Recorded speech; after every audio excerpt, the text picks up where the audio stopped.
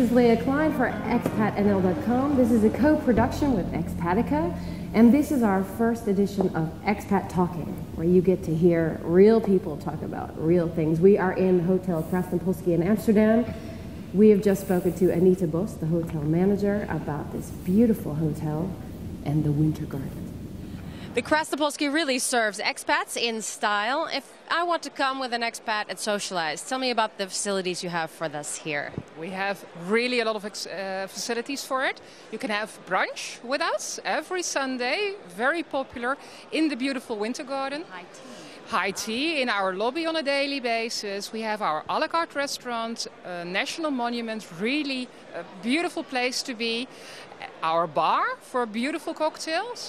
And you have apartments, I heard, as well, for people who have families that come into town. I think very important for expats. Of course, the family is more than welcome to stay in the hotel, in a room, in a suite, in a connecting room.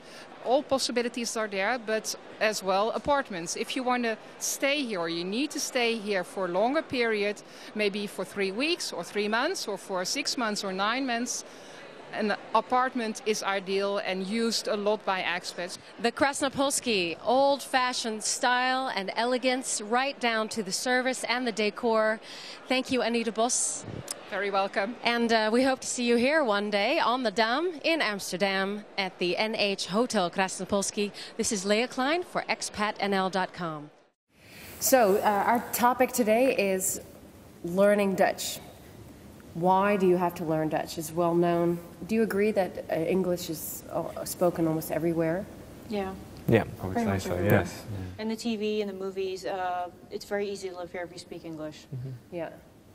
You live more in what we would consider the center of Holland, where not major cities. Of course, in Amsterdam, they speak English freely. I think how is that in... With Wageningen, it's actually quite different because it's got an international university there, so there's quite a big sort of populace of English speakers, which makes it slightly different to the rest of the surrounding area, particularly Ada and places like that. There's not so much English spoken, so for me really it's quite important that I'm learning the language now. Yeah. And when you leave the protective international community of Wageningen and you go out into Ada, what kind of things do you come against as far as needing to speak Dutch? Well, I mean, I just try to as much as possible really.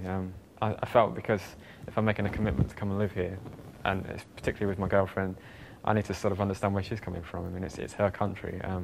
Therefore, I find it quite important that I then develop my own understanding of the language. And I just try and use it wherever I can now. And I'm now at a level where I think I can do that. I get by. It's not perfect Dutch by any means yet, but it's coming. So. But you're with a Dutch man, and you don't really care whether or not you learn Dutch. Well, his profession is required to speak English. Right. As a finance person working international markets, you speak English. So you feel forced to learn the language? Well, they recently have made it verplicht for all people coming to live in Holland that you must take in bargaining. And before, you were exempt as an American, a person from the UK or Australia. And the last 2 years, they've kind of lured me into it by saying you have to do it without, too much explanation of what's going to happen if I don't do it. Other than you get a fine. A fine? No, you do get a fine. Like, what's the fine? They won't tell me. But they want me to come. I think they won't tell me because they want me to keep coming. Yeah. And I do find it enjoyable to meet other people from other cultures, but I do find it frustrating because some of the people in the class can't read and write in their own language, and they don't really take an effort to separate educated people from uneducated people.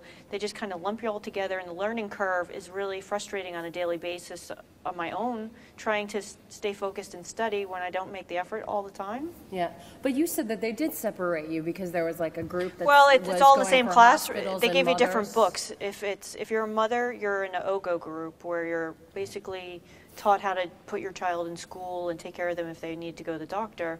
And because I had a job before I moved here, they give me the workbook for workers, but it's focused for people who are construction workers and need an ARBO contract. It's not like real contracts that you go out for my type of job. Yeah, you're a freelancer, so you don't even have an ARBO contract. No. How did that feel then? And on top of it, they don't show you anything on what you have to do to go to the dentist, go to the doctor. Right. So that's only for the mothers. And that's more important, I would think, that if you get in an accident on a scooter or a bicycle or a boat or any of these busy little streets, what's going to happen? who do you call? 112? Who do you call? Ain Tway or Tway Ain, or it's not 911. I know that. Yeah. It's not the same as it is in the U.S. Yeah, but do you know the answers to these questions? Now I do, Okay. because I had an accident. Oh, you did? Yes. In what? A couple of years ago, I had a Vespa, and I had a little crash.